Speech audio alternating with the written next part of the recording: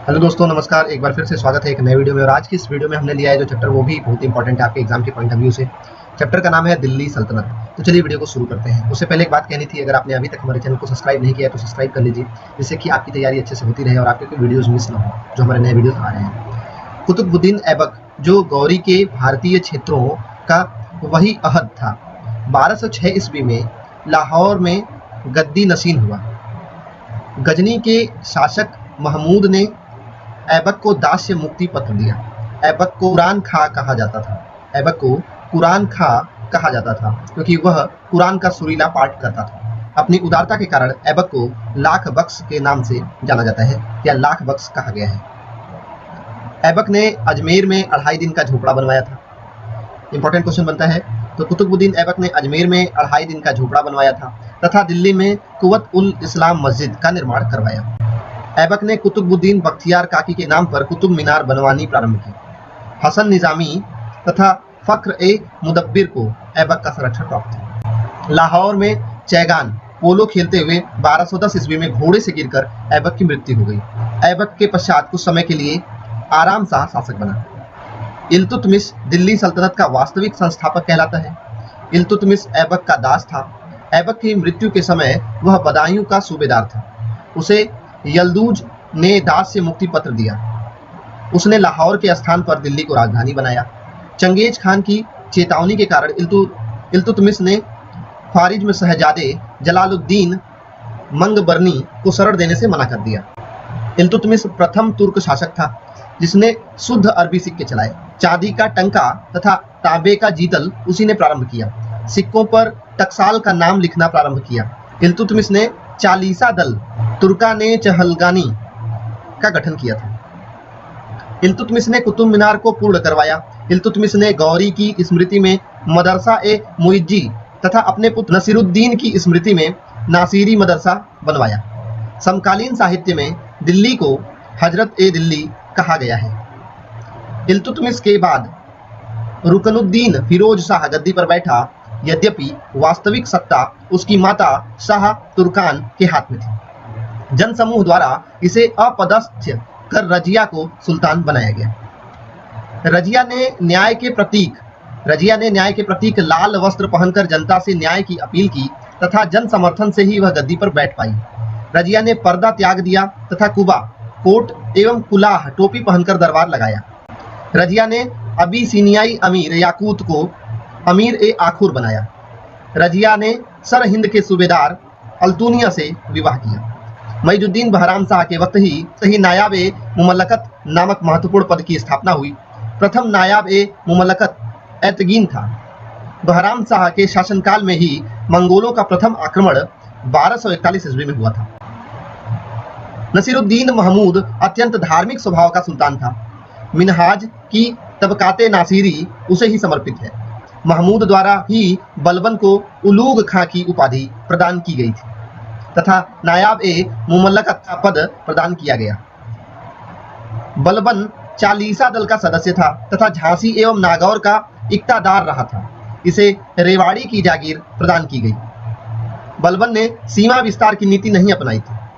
बलबन ने राजस्व के ईरानी सिद्धांतों को अपनाया तथा सिजदा, लेटना, पैबोस, पैर चूमना जैसी प्रथाएं प्रारंभ करवाई। बलबन ने दरबार में ईरानी त्यौहार नवरोज मनाने की प्रथा प्रारंभ की।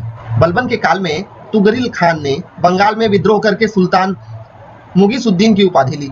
बलबन ने मंगोलों को रोकने में सफलता पाई, यद्यपि शहजाद मोहम्मद मंगोलों के हाथों मारा गया। खिलजी वंश की स्थापना खिजली क्रांति के नाम से प्रसिद्ध है। इसके द्वारा तुर्की अमीर वर्ग का सत्ता पर एकाधिकार और तुर्की लोगों की जातीय तानाशाही समाप्त हो गई। दक्षिण भारत पर प्रथम आक्रमण अलाउद्दीन खिलजी द्वारा जलालुद्दीन के समय में किया गया था। उसने 1296 ईस्वी में देवगिरी पर आक्रमण किया। अलाउद्दीन के दक्षिणी अभियानों में मलिक काफूर की प्रमुख भूमिका रही। दक्षिण में देवगिरी के यादव शासक रामचंद्र, वारंगल के काकतीय शासक प्रताप रुद्रदेव तथा द्वार समुद्र के होयसल शासक बल्लाल तृतीय ने अलाउद्दीन का आधिपत्य स्वीकार किया। अलाउद्दीन ने रामचंद्र देव को रायान की उपाधि दी और नौसारी जिला भेंट किया। अलाउद्दीन खिलजी ने दशमलव प्रणाली के आधार पर सेना का गठन किया। अलाउद्दीन भू राजस्व निर्धारण हेतु पैमाइश को आधार बनाने वाला पहला सुल्तान था। भू राजस्व निर्धारण हेतु बिस्वा को मानक इकाई बनाया गया तथा भू राजस्व की दर 50% तय की गई। अलाउद्दीन खिलजी ने भू राजस्व व्यवस्था में सुधार हेतु दीवान ए मुस्तखराज की स्थापना की। अलाउद्दीन के बाजार सुधारों का विस्तृत वर्णन बर्नी ने किया है। बाजार सुधारों के अंतर्गत अलाउद्दीन ने 3 बाजारों की स्थापना की: खाद्यान्न बाजार, वस्त्र एवं अन्य कीमती वस्तुओं का बाजार तथा दास, मवेशियों एवं घोड़ों का बाजार। अलाउद्दीन ने कुतुब मीनार से दोगुनी ऊंचाई की मीनार बनाने की योजना बनाई, परंतु उसकी मृत्यु के कारण यह मीनार अपूर्ण रह गई। अलाउद्दीन ने एक नया धर्म चलाने की योजना बनाई थी, परंतु अला उल मुल्क की सलाह पर उसने यह योजना छोड़ दी। अलाउद्दीन ने सिकंदर सानी द्वितीय सिकंदर की उपाधि धारण की। अमीर खुसरो सर्वप्रथम अलाउद्दीन खिलजी के दरबार में ही दरबारी रहे थे।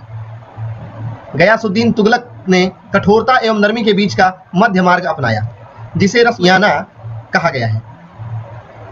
इसने भू राजस्व को बटाई के आधार पर निर्धारित किया तथा इसे थोड़ा थोड़ा 1/11, 1/10 करके बढ़ाने के निर्देश दिए।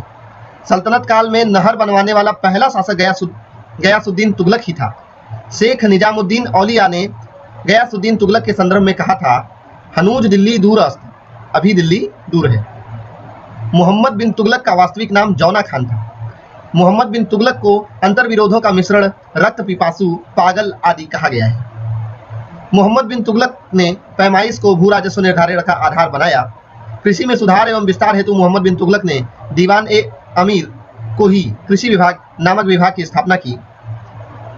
इनके द्वारा अकाल राहत संहिता भी तैयार कराई गई। दोआब में हुए विद्रोह के पश्चात मोहम्मद बिन तुगलक स्वर्ग द्वार नामक स्थान पर चला गया। मोहम्मद बिन तुगलक के शासनकाल में 1333 ईस्वी में अफ्रीकी यात्री इब्न तूता भारत आया। सुल्तान ने उसे दिल्ली का काजी नियुक्त किया। सुल्तान ने जैन विद्वान जिन प्रभु सूरी और राजशेखर का स्वागत किया। शेख निजामुद्दीन चिराग ए दिल्ली सुल्तान के विरोधियों में से एक था। मोहम्मद बिन तुगलक के समय सबसे अधिक 34 विद्रोह हुए, जिसमें 27 विद्रोह अकेले दक्षिण भारत में हुए। मोहम्मद बिन तुगलक के काल के प्रमुख विद्रोह हैं दक्षिण में बहाउद्दीन गुरशस्प, मुल्तान में बहराम किसलू तथा बंगाल में गयासुद्दीन आदि। फिरोज शाह तुगलक ने प्रचलित कम से कम 23 करों को समाप्त करके इस्लामी शरीयत कानून द्वारा अनुमति प्राप्त केवल 4 करों खराज, जकात, जजिया और खुम्स को आरोपित किया। ख्वाजा हिमासुद्दीन के हिसाब के अनुसार फिरोज सरकार की वार्षिक आय 6 करोड़ 75 लाख टका थी। तुगलक वंश के अंतिम शासक नसीरुद्दीन महमूद 1394 से 1412 ईस्वी के शासनकाल में मध्य एशिया के महान मंगोल सेना नायक तैमूर ने 1398 ईस्वी में भारत पर आक्रमण किया। सैयद वंश 1451 ईस्वी के संस्थापक खिज्र खान ने मंगोल आक्रमणकारी तैमूर को सहयोग प्रदान किया था। उसने तैमूर के पुत्र शाहरुख के प्रतिनिधि के रूप में शासन किया। बहलोल लोदी के पश्चात लोदी वंश का सर्वश्रेष्ठ शासक सिकंदर लोदी गद्दी पर बैठा। उसने 1504 ईस्वी में आगरा नगर की स्थापना की तथा बादलगढ़ का किला बनवाया। सिकंदर लोदी द्वारा नाप के लिए एक पैमाना गजे सिकंदरी प्रारंभ किया गया। यह प्रायः 30 इंच का होता था। सल्तनत काल में सबसे ज्यादा नहर बनवाने वाला शासक फिरोज शाह तुगलक था। तो ये रहे दिल्ली सल्तनत चैप्टर से इंपॉर्टेंट कॉन्सेप्ट। उम्मीद है वीडियो आपको अच्छा लगा होगा। अगर अभी तक आपने चैनल को सब्सक्राइब नहीं किया तो सब्सक्राइब कर लीजिए। मिलते हैं अगले वीडियोस में, तब तक के लिए जय हिंद, जय भारत, वंदे मातरम।